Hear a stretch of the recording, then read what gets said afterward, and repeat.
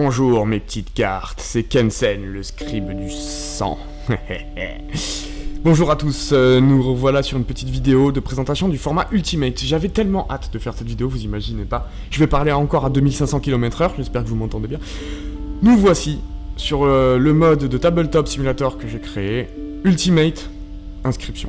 Le format qui permet de jouer à Inscription avec ses copains avec plus de 1000 cartes. Donc voici la table de jeu, et voici les cartes. Il y en a plus de 1000. Ouais. Et en dessous, le format Bropossum, s'il y en a qui ont envie de jouer à l'ancienne avec 150 cartes qu'il y a dans le jeu. Donc, qu'est-ce que c'est que tout ça? Déjà, qu'est-ce que c'est Ultimate? En fait, qu'est-ce que c'est un format? Qu'est-ce que c'est Inscription? Alors, si vous savez pas ce que c'est Inscription, je vous renvoie à la vidéo de présentation de cette chaîne qui vous dit de quitter tout de suite ce que vous êtes en train de faire et d'aller jouer à Inscription, qui est un jeu vidéo sur Steam qui est incroyable. Je vais pas le redire à toutes les vidéos, mais si vous comprenez rien de tout ça, allez jouer à Inscription. En plus là, on risque de spoiler très fort, donc jouez d'abord au jeu. 10 balles sur Steam, meilleure campagne de tous les temps, vous allez kiffer, vous allez revenir et vous allez encore plus kiffer. Donc, Ultimate, c'est un format. Donc un format, c'est en fait l'ensemble de règles de cartes qu'on utilise pour jouer à un jeu de cartes. Par exemple, à Magic the Gathering, pour ceux qui connaissent, on va avoir le format standard qui va être, on joue qu'avec les dernières extensions. Le moderne, on joue les 10 dernières années, tout ça, etc. Donc là, ce format-là est une extension de Bropossum, qui était le tout premier format vanilla du jeu. Il y a eu des tournois sur Bropossum, enfin bref, c'était la vieille époque et ça m'a mis quasiment 2 ans à développer ce format. Donc il faut savoir que moi j'ai commencé Inscription en 2020, mais qu'avant je jouais énormément à Magic the Gathering et à tous les TCG qui existent, hein. J'en ai fait mon métier. J'ai énormément designé de cartes dans ma vie, mais vraiment beaucoup. J'ai designé environ 800 cartes Magic dans 5 extensions de blocs qui sont complètement jouables. Donc, voilà. Donc j'adore designer des cartes, et en fait là je n'ai pas designé des cartes sur Bropossum, je voulais juste comprendre comment fonctionnait Inscription dans ses mécanismes avant de me lancer dans la grande aventure, et voici où m'a amené cette grande aventure à designer plus de 850 cartes derrière. Alors, pour commencer tout de suite, les illustrations sont magnifiques et c'est pas moi qui les ai faites. Moi je me suis occupé uniquement que du texte, donc je me suis occupé que du texte de toutes les cartes. Les illustrations ont été faites par des gens extrêmement talentueux de la communauté américaine, qu'on peut retrouver sur le serveur Fanscription. Quand je sais qui c'est qui a dessiné la carte, je mets le nom de celui qui l'a designé dessus. Pour l'instant, je suis encore en recherche de nom, parce qu'en fait, je me suis lancé à faire les illustrations et les cartes et le format avant de créditer les gens. Et en fait, c'est un merdier complet de créditer les gens, parce que personne sait ce qu'il a dessiné. Ça fait 4 ans que les gens dessinent des trucs sans se créditer, que c'est crédité dans certains formats, mais pas tous. Enfin bref, c'est un merdier complet. Donc là, je vous propose, toutes les cartes ne sont pas créditées, je suis vraiment désolé pour ceux à qui il y a des cartes pas créditées. Il me manque plein d'illustrations, d'ailleurs, sur des cartes, par exemple, vous voyez, il y a des cartes qui n'ont pas d'illustration, donc si jamais vous êtes illustrateur en pixel art, vous avez envie de proposer des choses, vous voyez, il y en a qui sont mal rognés, tout ça et tout. Donc, si vous avez envie de reprendre des concepts et de m'en envoyer, c'est avec très grand plaisir que je les mettrai sur certaines cartes. Et pareil, si vous voyez des cartes sans illustration que vous avez envie de dessiner, vous pouvez dessiner et me dire, voilà, ça va sur telle carte, je le ferai. J'ai un énorme respect pour les gens qui dessinent, parce que je n'ai absolument aucun talent dans le dessin, hein, comme le prouve cette carte que j'ai dessinée moi-même. Voilà. La nucléaire power plant et l'atomic bomb, bon, voilà, hein, ça vous donne le ton de mon niveau de dessin. Donc, ce format, qu'est-ce que c'est? En fait, c'est 1000 cartes d'inscription qui sont jouables, donc elles sont les règles du format. Il n'y a pas de banlist. Donc c'est-à-dire vous pouvez jouer toutes les cartes que vous voyez là, vous pouvez les jouer, donc on a les side decks, hein, donc les decks, comme inscription, on a 2 decks, on a le main deck, on a le side deck, donc c'est notre deck de mana si vous préférez. Donc chaque tribu aura 6 side decks. Vous n'êtes pas obligé de prendre un deck bête pour jouer un side deck bête, vous prenez le side deck que vous voulez. Petite précision, toutes les cartes sont en anglais, parce que malheureusement je viens de la communauté anglaise, et que en fait à la base ce format je l'avais créé pour la communauté anglaise. Du coup, nous on va se retrouver entre français sur ce format là, qui a déjà été par contre extrêmement bêta testé par moi et plusieurs amis à moi. Donc on se retrouve avec un format qui a quand même un sens. C'est pas juste 1000 cartes en vrac et pas de deck et tout à faire et des cartes très fortes et des cartes pas fortes. Tout a été quand même testé. Il y a une sorte d'équilibre qui a été trouvé, même si je pense qu'il y a 2-3 bombes qui n'ont pas encore été jouées comme il le fallait. Donc on a les side decks et on a les decks. Donc pour construire son deck, un deck Ultimate c'est quoi? C'est 30 cartes actives. Donc ça va être 30 cartes parmi tout ça. Il n'y a pas de restriction de temples. C'est-à-dire que les temples, c'est les bêtes, les undead, les techs. En français, c'est les magiciens, la technologie, les morphiformes. Bref, vous m'avez compris pour ceux qui jouent à Inscription. Hein, on a Leshy, Grimora, PO3 et Magnificus, qui est ici. Donc, ils sont en cartes parlantes. J'expliquerai ça après. Donc, on a donc un format et 30 cartes. On a le droit à 3 communes de chaque. Par exemple, si vous voulez un grizzly, vous pouvez mettre 3 grizzly. Les cross-temples, vous en mettez autant que vous voulez. C'est juste que c'est vous voyez, il est du temple des bêtes, mais il est payable en os. une rare, c'est-à-dire que les rares, vous pouvez en jouer autant que vous voulez, mais une seule de chaque, c'est du singleton. C'est-à-dire, par exemple, ici, vous prenez Mantis God, qui est ici, Always Pick Mantis God, hein, voilà, on connaît, qui est une des meilleures cartes d'inscription, évidemment. Vous avez le droit de la jouer, dans tous les decks. Et Talking, donc les Talking, c'est les cartes qui parlent, hein. Donc, en fait, on a le droit à une seule Talking dans le deck. C'est-à-dire, si vous prenez une carte qui brille, on a le droit de une seule carte qui brille. C'est des bombes, hein. C'est toutes des bombes, hein. Elles sont toutes incroyables, hein. Bon, Leshy est peut-être pas si fort que ça en vrai, hein. Leshy est pas si fort, il est intéressant mais il est pas si fort. Les scribes sont dedans mais sont pas si forts, par exemple on a la lune avec l'Omnistrike, enfin bref. On a vraiment des cartes qui sont des bombes. Alors, au niveau de l'équilibrage, on est quand même dans un format où les cartes sont plus fortes que la version vanilla d'inscription. C'est-à-dire qu'il y a beaucoup de cartes qui ont été nerfs, et beaucoup de cartes qui ont été boost. C'est-à-dire que là, on est dans un format qui est pas une banlist, comme par exemple le Bropossum l'était. Bropossum, il n'y a aucun nerf, aucun boost sur les cartes vanilla. Il y a juste une banlist. Certaines qui sont bannies, limitées à 1, limitées à 2. Et pareil, là, ce Bropossum, c'est 20 cartes par deck, et x4 communes. Et même, tu as le droit de jouer x4 la même rare. Donc, c'est pas les mêmes restrictions, c'est pas le même format. Donc là, on a par exemple les règles de Bropossum, et j'écrirai bientôt les règles de Ultimate qui seront ici. Donc, oui, parce que là, c'est une version un peu bêta, mais normalement, au moment où cette vidéo sort, il y a les règles, et on est sur une version vraiment conclue de ce format. Et du coup, on a donc les Talking, et chaque archétype fonctionne. Donc, on va avoir tout simplement dans les Talking, des cartes qui expliquent quel archétype vont être possibles, même si c'est pas tout à fait vrai.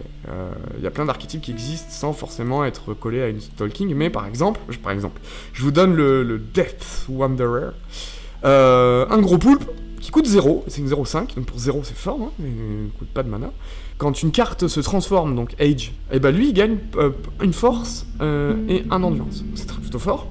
Il scale très fort et il a le Taunt. Taunt qui est une des meilleures capacités du jeu, qui dit qu'une carte qui va attaquer une carte qui est adjacente à celle-ci, à droite ou à gauche, va se retrouver à attaquer celle-ci. Donc il grossit, et en fait il va donner l'archétype, il va rendre possible l'archétype Age, c'est-à-dire en fait l'archétype où les créatures évoluent avec le temps. Et du coup c'est cette Talking là qu'on va jouer dans ce deck Taunt, qui va être du coup plutôt 100. Même si on va voir que on peut le splash Orange Mage, parce qu'il y a des Orange Mages qui ont beaucoup de Taunt, tout ça, etc. Donc voilà, ça c'est l'idée des Talking. Maintenant, on a donc les 3 factions, Best, Undead et Tech, d'accord, hein, avec respectivement PO3, qui s'appelle Joe en français, Grimora et Leshy, et Magnificus. Alors, vous allez me dire, Kensen, tu déconnes, c'est quoi tous ces putains de mages? Parce que je sais que 98% d'entre vous qui ont joué à l'inscription n'ont pas aimé les mages, parce qu'en fait, il faut aimer, pour aimer mage, il faut jouer en PvP. C'est très fort en PvP, mage, mais c'est très nul dans le jeu. Ça donne pas envie d'être joué, parce qu'il y a ce système de mana qui vous fait penser à Magic, qui est chiant, où tu brilles tout le temps dans le jeu. Mais en fait, en vrai, en PvP, c'est vraiment très fort, et tu brilles pas tant que ça, parce qu'on a des mox de malade. Donc, l'idée, c'est qu'en fait, il n'y a pas plus de cartes mox. À terme, il y en aura peut-être plus.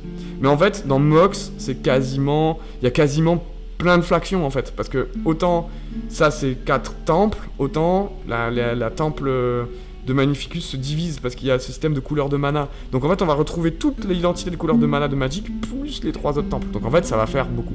Surtout que là on n'a pas 3 mox comme dans le jeu, on n'a pas 5 couleurs comme dans Magic, on a bien 6 mox dans l'inscription. On a en fait la communauté... alors ça c'est pas une idée qui est à moi, hein, c'est pas moi qui l'ai inventé ça. C'est la communauté en ligne américaine. Qui en fait quand elle a redesigné les cartes, elle a créé 3 couleurs en plus, donc on se retrouve avec le bleu, le orange et le vert que vous connaissez bien, mais aussi en plus avec le violet, le rouge et le jaune, qui sont 3 nouveaux temples qui sont incroyablement fun à jouer. L'idée c'est que jouer 6 couleurs c'est quasiment impossible, on a Magnificus là qui est 6 couleurs, mais il y a un deck 6 couleurs qui existe qui est drôle, mais voilà, tout existe, de toute façon tous les decks existent dans ce format, mais l'idée c'est qu'on va plutôt jouer 2 voire 3 couleurs. Le monocolore ça existe, hein, il y a du mono jaune, il y a du mono rouge et tout, mais on va plutôt jouer bicolore en général parce que ça amène beaucoup de trucs comme un Magic, hein, jouer plusieurs de couleurs amène plusieurs choses. Et quand on joue des mages, on peut très bien jouer des cartes de sang, on peut très bien jouer des cartes de tech, on peut très bien jouer des cartes d'os, et du coup c'est très très bien. Est-ce que le format est très articulé autour des mages? Pas tant que ça, en vrai. Bon, certains diront oui, mais en vrai pas tant que ça. Parce que bon, certes vous jouez les cartes gratuitement, hein, dans les mages c'est le principe, dès que vous avez les mox des bonnes couleurs, vous pouvez jouer les cartes gratuitement. Mais autant il y a des bombes dans les autres factions aussi. Notamment, en fait... Aggro va plutôt être mage en général, contrôle va plutôt être tech, os, même s'il y a des decks aggro dans le tech, des decks aggro dans le os, etc. etc.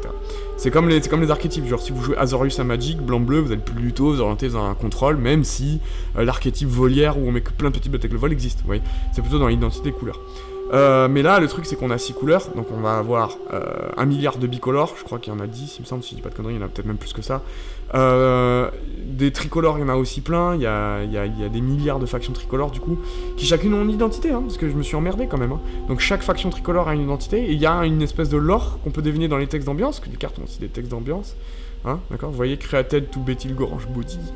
Ouais, vous avez vu, mon accent est parfait. On a ensuite, donc ici c'est des skins, hein, parce qu'il y a des cartes qui sont où il y a des skins. Vous pouvez garder des skins au fur et à mesure de certaines illustrations, comme par exemple l'Ouroboros qui est rouge. Vous pouvez skinner vos cartes si vous voulez, la Black God qui est en couleur, bref. Ça c'est du fun. Donc là c'est une vidéo de présentation vraiment du format dans sa globalité, on reste très global. Après je vous présenterai les decks qui existent, et après on fera peut-être une vidéo sur les cartes qui existent. Ou vice versa, les cartes, puis les decks, enfin bref. Du coup là, pour le coup, on va se retrouver à créer des decks de 30 cartes, et à jouer en PVP là-dessus. Donc, ensuite, une fois qu'on a son deck, on va pouvoir jouer ici, donc on a le deck de mana, et on joue là-dessus. Le format est très articulé autour du Hunter. Par exemple, il y a une grosse mécanique midrange control qui est le sigil Hunter, en fait, qui dit que quand une carte meurt, la prochaine à mettre dans sa place, elle a tous ses sigils. Donc j'ai mis ces petites places en dessous là, où vous pouvez mettre votre carte avec le Hunter, et du coup vous rappelez de tous les sigils qu'il y a sur une carte. Parce qu'en fait, il y a un archétype où en fait on va pouvoir mettre plein de cartes Hunter sur le truc. Ici, donc j'ai créé un petit symbole radioactif. Bon, ça sera fait différemment, ça sera mis sur le token à la fin. Là j'ai mis juste ça pour le cacher, ça sera peut-être plus sur le board, je sais pas. Mais en fait, il y a moyen de rendre la map radioactive dans ce format. Je ne spoil pas, vous verrez quand on parlera des cartes. Donc les compteurs d'os, les compteurs, si vous avez besoin de compter quoi que ce soit, des fois on a envie de compter tous les os qu'on a gagnés dans la game. Le compteur d'énergie ici, la petite clochette, hein, on peut cliquer dessus, ça fait du bruit. Le compteur de vie, parce que du coup ça se joue en... Le premier qui arrive à 10, mais avec la balance. C'est-à-dire c'est exactement comme dans le jeu Inscription, c'est-à-dire on colle des points à la face du gars, et le mec nous colle des points face, donc maintenant il faut que j'en colle 15 pour remonter. Donc on a un deuxième board qui est un vieux board. Hein. Donc pareil, ça c'est moi qui l'ai design, mais c'est pas moi qui l'ai dessiné. Je sais pas qui c'est qui l'a dessiné. En fait, les cases là sont des dessins qu'il y a dans le jeu Inscription, je crois. Et ça pareil. Et en fait, l'idée, moi, c'est que j'ai juste réorganisé tout ça. Tout ce qui est visuel, ce n'est pas moi qui l'ai construit dans le mode, c'est des gens de la communauté en ligne. Je tiens à le préciser quand même. Hein. Pareil, la table, ce n'est pas moi qui l'ai faite. Hein. C'est Never Named, un américain, qui est très très belle. Hein, et du coup, bah, je lui ai un peu piqué sa table. Voilà. Parce que bah, je sais pas du tout comment on crée des tables comme ça, et moi je trouve ça assez fou à faire. C'est tout complètement dehors de mes compétences, mais voilà, moi ce que je voulais c'était jouer à Inscription. J'espère que ça vous donne envie de jouer. On va se retrouver évidemment avec une petite vidéo sur la présentation des cartes, où je vais vous présenter plus en détail certaines cartes. Mais pour l'instant, je voulais que vous ayez une vue du format en fait, de savoir ce qui est capable de faire. Et surtout que ça vous donne envie d'y jouer, parce que sans cartes ça donne envie. Vous voyez, on a 91 communes, on a 60 rares, voilà, il y a beaucoup de rares, beaucoup de communes, voilà, donc c'est normal. Et la beauté des cartes est aussi incroyable, et voilà. Si vous avez envie de vous investir, sachez que ce format, moi j'ai très envie de faire en sorte qu'il existe et qu'on se retrouve à beaucoup à jouer sur ce format. Voilà, je pense que ça va être tout pour cette vidéo de présentation. Merci d'avoir suivi jusque là, et on se retrouve très vite pour une vidéo sur la présentation des cartes de ce format. Il me manque plein d'illustrations, d'ailleurs sur des cartes, par exemple, vous voyez, il y a des cartes qui n'ont pas d'illustration, donc si jamais vous êtes illustrateur en pixel art, vous avez envie de proposer des choses, vous voyez, il y en a qui sont mal rognés, tout ça et tout, donc si vous avez envie de reprendre des concepts et de m'en envoyer, c'est avec très très grand plaisir que je les mettrai sur certaines cartes. Et pareil, si vous voyez des cartes sans illustration que vous avez envie de dessiner, vous pouvez dessiner et me dire, voilà, ça va sur telle carte, je le ferai. J'ai un énorme respect pour les gens qui dessinent, parce que je n'ai absolument aucun talent dans le dessin, hein, comme le prouve cette carte que j'ai dessinée moi-même. Voilà. La nucléaire power plant et l'atomic bomb, bon, voilà, hein, ça vous donne le ton de mon niveau de dessin.